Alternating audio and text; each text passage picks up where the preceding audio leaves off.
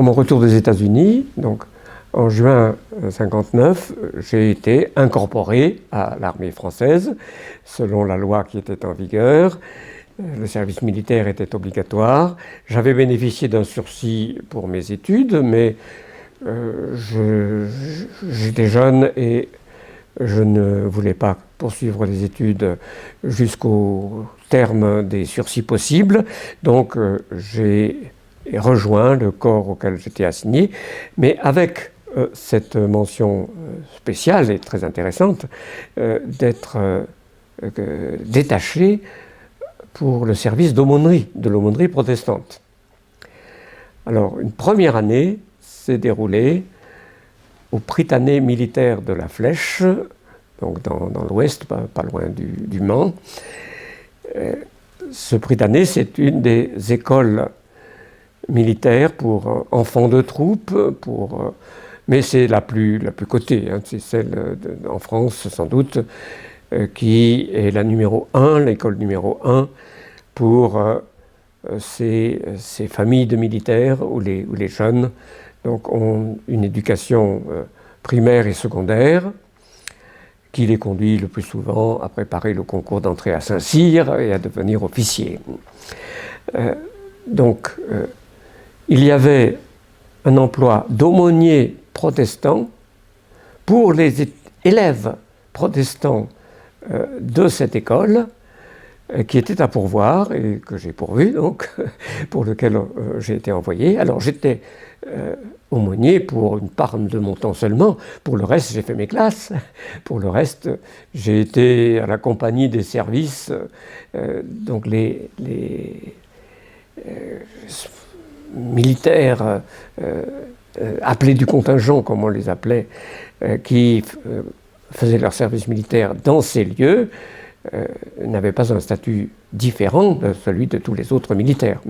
La situation était quand même favorable dans cette école prestigieuse, et il y avait un certain nombre de camarades qui étaient dans le même groupe que le mien, mais qui n'étaient pas aumôniers, qui étaient des professeurs utilisés par l'école pendant leur service militaire. Alors, c'est plusieurs agrégés, professeurs, et c'était assez intéressant d'avoir des discussions. Il n'y avait pas de témoignages chrétiens très nets parmi ce groupe. Hein. J'ai eu des discussions qui ont été parfois intéressantes au Prytanée de la Flèche. Donc j'ai accompli ce service d'aumônerie, catéchèse, culte le dimanche pour les enfants et adolescents étudiants du Prytanée. Et puis, pour le reste, une vie de soldat, soldat appelé du contingent, assez ordinaire. Je peux mentionner un petit souvenir intéressant. J'étais de poste une fois à l'entrée du Prytanée, parce qu'il y avait une garde militaire. Et donc c'était tour à tour, et j'étais de poste, et un couple d'Américains est arrivé qui voulait voir le Prytanée parce que c'est l'école dont Descartes a été élève autrefois. C'est une école non pas militaire de son temps, mais jésuite. Mais Descartes avait été donc l'élève des jésuites au Prytanée, et il voulait voir ces lieux et la plaque qui rappelle ce passage, cet événement, ce passage de Descartes dans l'école. Donc je me rappelle avoir guidé ces visiteurs américains pour l'hommage qu'ils voulaient rendre au souvenir de Descartes.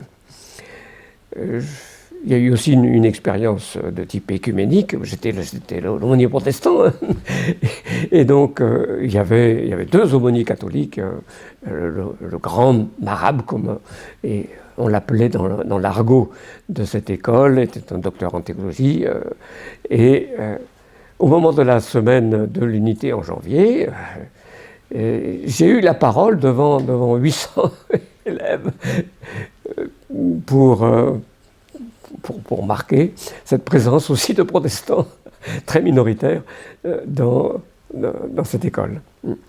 Voilà, donc cela a constitué la première tranche du service militaire.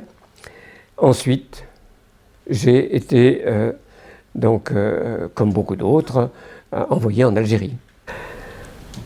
C'est folklorique, mais je peux rappeler comment le voyage s'est déroulé de France métropolitaine, comme on disait à l'époque, jusqu'en Algérie.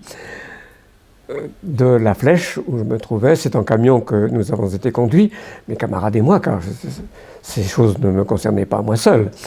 À Nantes, nous avons été dans une grande caserne, je ne sais plus combien de temps à Nantes, puis nous avons pris le train qui, assez lentement, nous a conduits jusqu'à Marseille. Et à Marseille, alors, ça a été le bateau, une traversée en bateau jusqu'à Alger.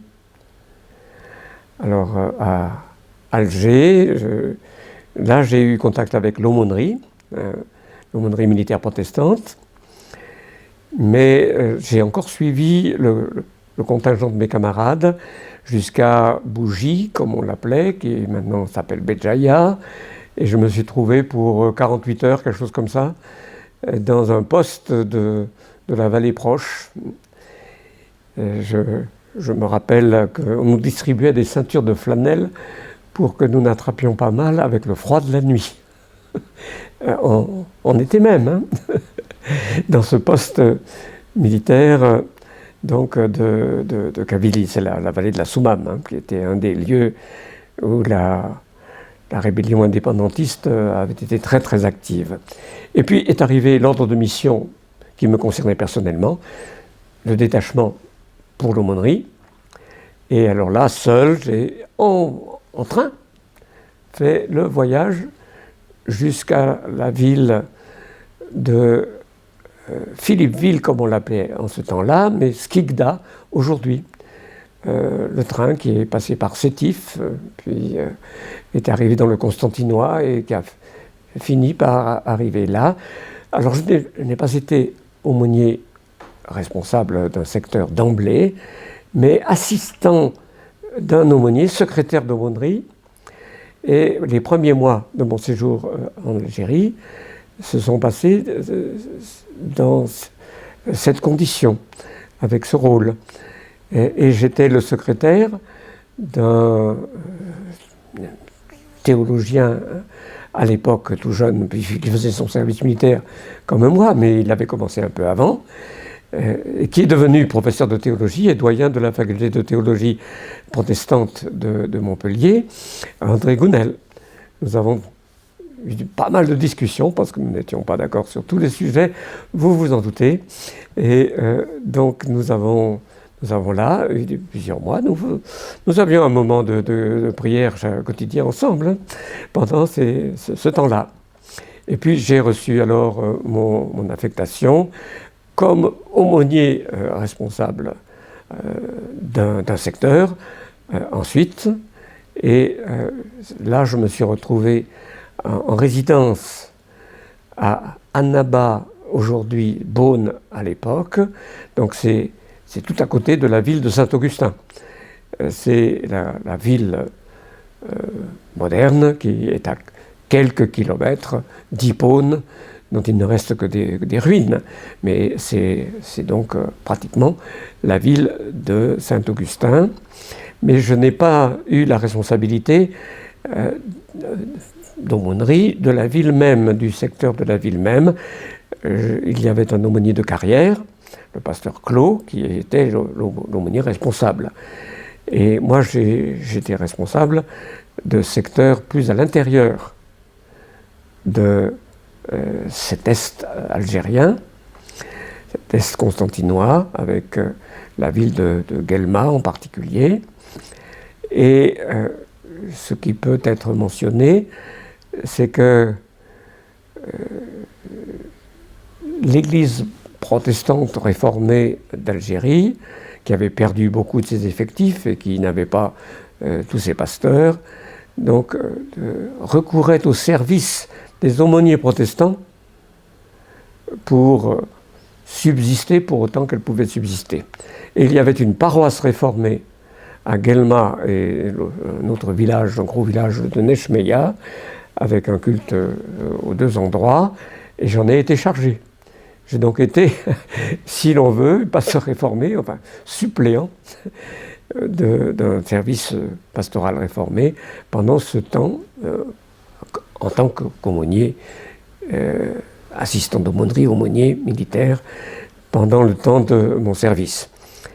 Alors le temps du service était de 18 mois officiellement, mais il était prolongé, c'était la formule technique, au-delà de la durée légale, pendant 10 mois supplémentaires.